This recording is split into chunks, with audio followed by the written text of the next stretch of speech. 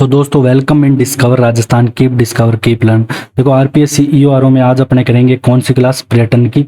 अब पर्यटन में दोस्तों क्या है कि अपना जो टॉपिक है वैसे तो पर्यटन में जो अपने मंदिर मुंदिर ये पढ़ते हैं ये सब कवर हो जाते हैं, अलग से पढ़ते हैं, तो फिर भी अपने जो भी चीज़ होगी अलग से आर्थिक समीक्षा के हिसाब से देख लेंगे। इसमें छोटा टॉपिक है ये, और प्रीवियस ईयर जो क्वेश्चन आपके आरपीएससी में आ रखे हैं तो उनके बारे में अपने देखेंगे कि क्या कुछ है। तो स्टार्ट करते हैं पहले प्रश्न से कि देखो जो राजस्थान है इसमें पर्यटन विकास निगम लिमिटेड की स्थापना कब की गई। सबसे पहले तो आपको ये होना चाहिए कि पता होना चाहिए कि पर्यटन विकास लिमिटेड की स्थापना ये की जाती है 1 अप्रैल 1979 को दोस्तों ये की जाती है। अगर आपसे इसका मुख्यालय पूछ ले तो आपका इसका मुख्यालय आएगा कहाँ पे, जयपुर में। ठीक है, राजस्थान पर्यटन विकास लिमिटेड RTDC जिसे कहा जाता है।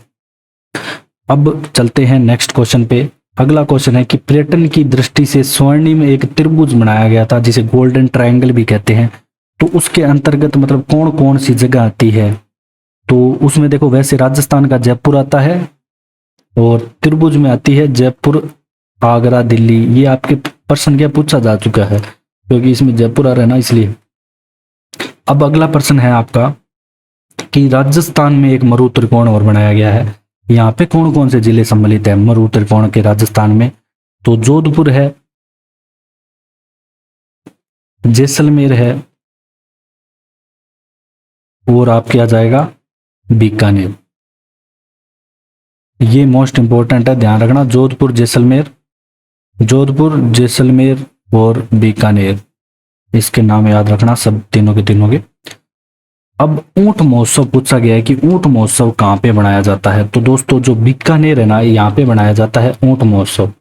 यहाँ पे बीकानेर जिले में बनाया जाता है, अभी जनवरी में बनाया गया था बीकानेर में ऊंट महोत्सव। दोस्तों अगर आपसे ये पूछ ले कि मरु महोत्सव कहाँ पे मनाया जाता है, तो ये क्या कंफ्यूजन करने वाले हैं सारे। अगर मरु महोत्सव पूछ ले, ये जो बीकानेर में ऊंट महोत्सव है ये 13 से 15 जनवरी को मनाया गया। मरु महोत्सव अगर दोस्तों पूछ ले तो ये बनाया जाता है आपके जैसलमेर में। अगर आपसे ये पूछ ले कि थार महोत्सव कहाँ पे मनाया जाता है, थार महोत्सव ये बनाया जाता है आपके बाड़मेर में। तो ये तीन बातें तो आप है ना इंपॉर्टेंट है, ये ध्यान रखना ही। इसके अलावा मारवाड़ वाला जोधपुर में, मेवाड़ वाला उदयपुर में। ऊंट मरु और थार का याद रखना, इन तीनों में कंफ्यूजन ज्यादा होता है। ऊंट बीकानेर, मरु जैसलमेर, थार बाड़मेर। अगला प्रश्न है राज्य का पहला हेरिटेज होटल बताना है कि कौन सा है, कि राज्य का पहला हेरिटेज होटल कौन सा आता है। तो अजीत भवन आता है जो दोस्तों जोधपुर में। कौन सा, अजीत भवन जोधपुर में आता है राजस्थान का पहला हेरिटेज होटल। नेक्स्ट क्वेश्चन है कि तिमनगढ़ दुर्ग, मंडरायल दुर्ग और रामतरा दुर्ग ये कहाँ पे है, मतलब तीनों, ये तीनों के तीनों जो है ये किस जगह को निरूपित कर रहे हैं।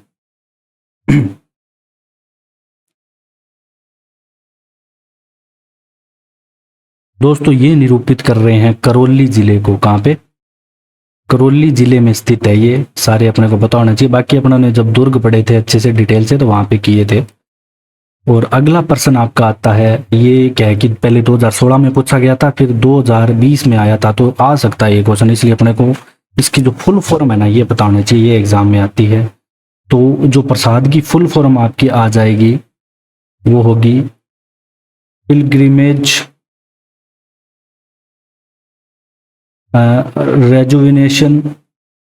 रेजुविनेशन। और इसमें ऐसे पूछा गया था कि पी की फुल फॉर्म बताओ, एस की बताओ। रेजुविनेशन एंड स्पिरिचुअल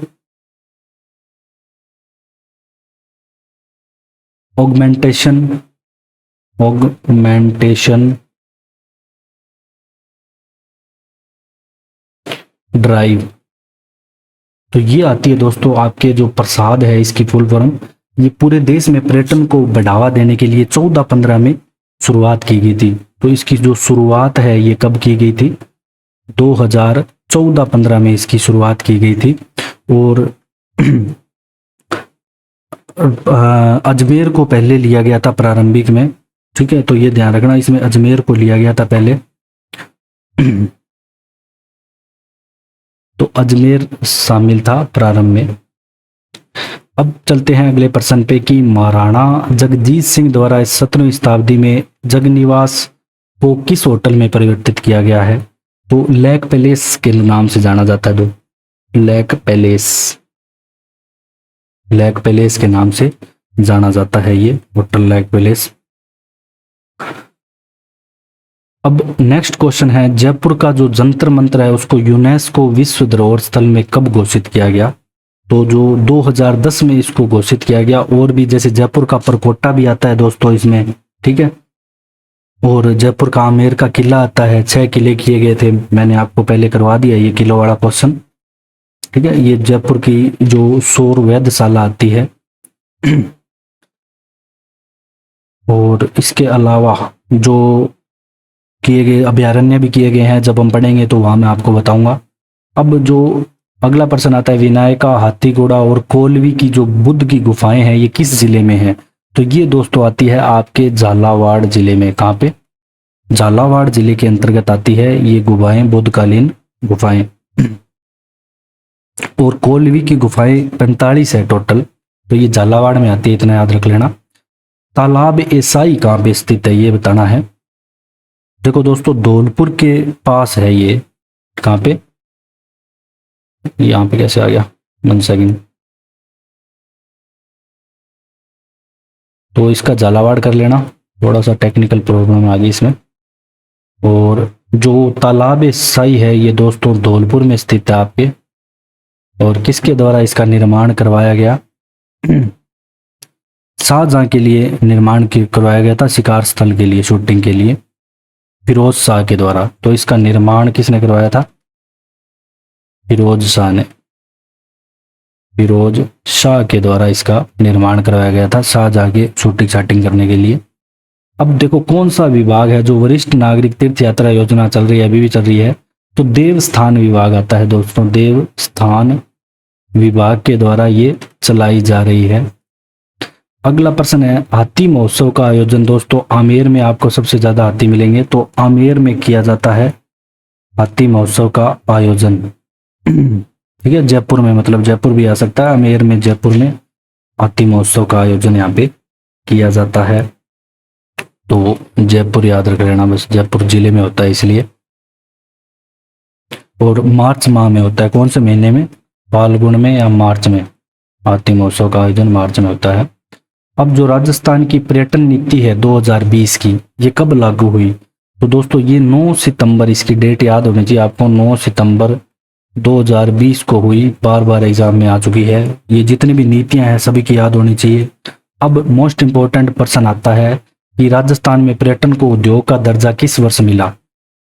तो उद्योग का दर्जा इसे 1989 ईस्वी में दे दिया गया दोस्तों, ठीक है। पर्यटन को उद्योग का दर्जा 1989 में दे दिया गया। अब अपने जो राजस्थान के पर्यटन की दृष्टि से कितने सर्किट में बांटा गया है? तो दोस्तों यहाँ पे 10 सर्किट में बांटा गया है। अब 10 सर्किटों को आप डिटेल में पढ़ोगे तो आपको सारे पर्यटन जो भी है याद हो जाएंगे। और देश का सबसे पुराना जंतुआलय राजस्थान के किस जिले में है? तो ये आता है आपके दोस्तों जयपुर जिले में है देश का सबसे पुराना जंतुआलय। अब देखो जो आर्थिक समीक्षा है इसके अकॉर्डिंग अपने जो इंपॉर्टेंट चीजें हैं वो मैं आपको यहाँ पे हाईलाइट कर देता हूँ, ठीक है। जो रेलगाड़ी है, जो पैलेस ऑन व्हील्स आकर्षण का केंद्र है, ठीक है, एक तो ये चीज पैलेस ऑन व्हील्स। और ये तो परियोजनाओं को मंजूरी वगैरह के बारे में बताया गया है। और जो ग्रामीण पर्यटन प्रारंभ करने किया जाएगा उसके बारे में यह बात की गई है।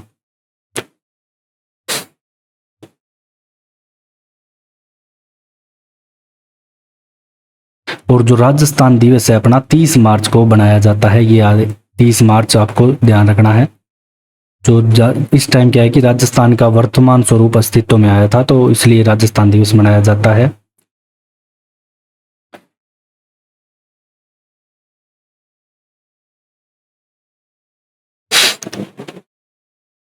और ये ध्यान रखना है कि 22-23 में पर्यटन विकास कोष की राशि 500 करोड़ से बढ़ाकर 1000 करोड़ कर दिया गया है। तो ये इंपॉर्टेंट चीज है कि 500 करोड़ से कितनी कर दी गई है? 1000 करोड़। और ये इन्वेस्ट राजस्थान समिट बता रहा है जयपुर में, ये भी एग्जाम में प्रश्न आ चुका है कि इन्वेस्ट राजस्थान समिट कहाँ पे हुई। ठीक है,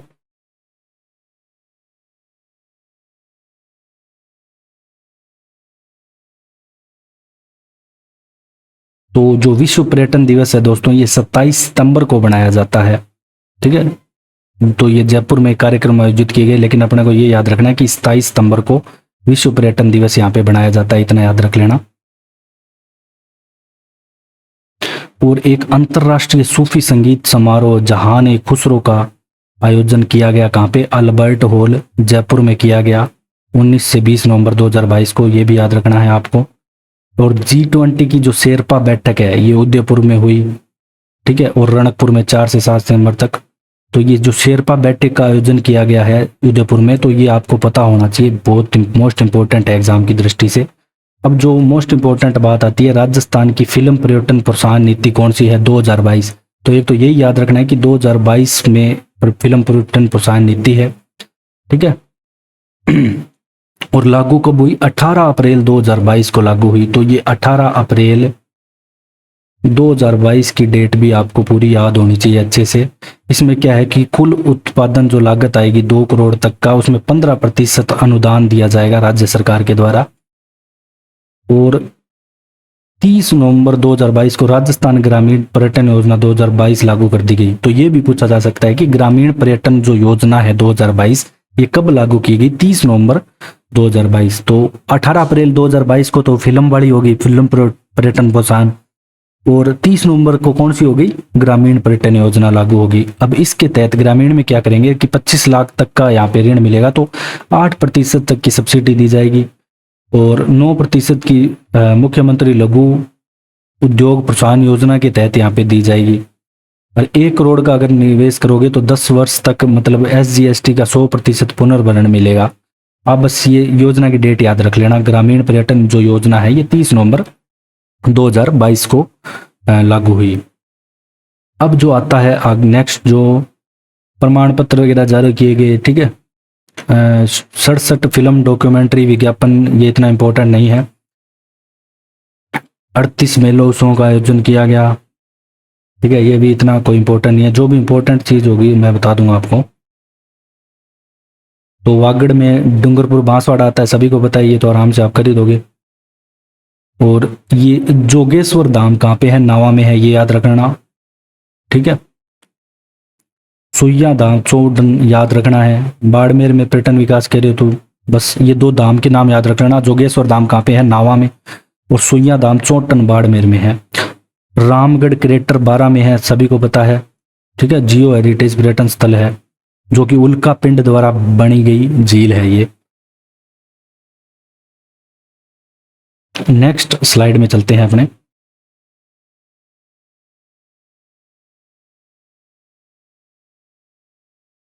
अब देखो क्या होता है कि एक अवार्ड होता है, cultural destination of the year award. ठीक है, इसमें देखो आउटलुक ट्रेवलर अवार्ड 2022 नई दिल्ली में 23 अगस्त 2022 को कुंभलगढ़ व चित्तौड़गढ़ किलों को देखो 2 किले आते हैं, तो ये मोस्ट इंपॉर्टेंट यहाँ पे है पॉइंट। अगर हम आर्थिक समीक्षा की बात करें तो heritage and destination in India, क्या हेरिटेज और डेस्टिनेशन इंडिया अवार्ड किन किलों को मिला है? कुंभलगढ़ और चित्तौड़गढ़ के किलों को मिला है। तो ये बात आपको ध्यान रखनी है, बस इतना ही इस चीज में, स्लाइड में। फिर इसके बाद अगर आपसे पूछ ले कि best decorated stand national award, ठीक है, ये चेन्नई में हुआ था।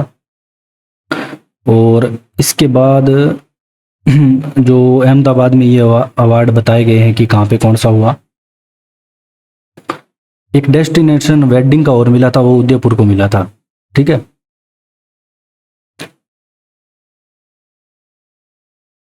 हाँ, जो 16 नवंबर 2022 को है डोमेस्टिक डेस्टिनेशन श्रेणी में राजस्थान पर्यटन को बेस्ट अवार्ड 2022 दिया गया।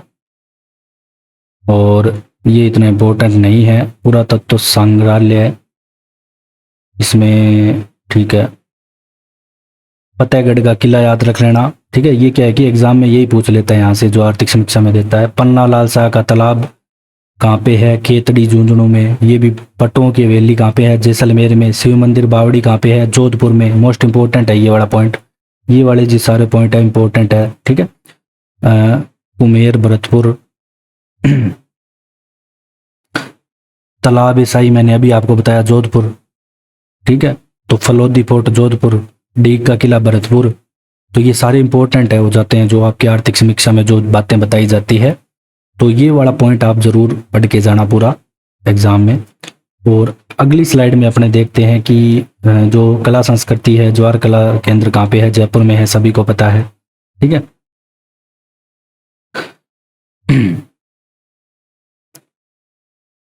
और जो देवस्थान विभाग है इसके द्वारा जो योजनाएं चलाई जाती है वो मैंने आपको बताई दी, ठीक है। जिसमें जो वृद्ध वरिष्ठ नागरिक है उनको घुमाने के लिए यहाँ पे योजनाएं वगैरह चलाई गई थी। और ये रही वरिष्ठ नागरिक तीर्थ यात्रा योजना, ठीक है। इसको अपने डिटेल में नहीं जाना इतना। इसके अलावा जो कैलाश मानसरोवर तीर्थ योजना भी चलाई गई है। तो ये जो आपका टॉपिक है यहाँ पे कंप्लीट होता है दोस्तों पर्यटन का। तो अगर आपको हमारा कंटेंट पसंद आए तो आप शेयर एंड सब्सक्राइब जरूर करें। Thanks for joining discover Rajasthan.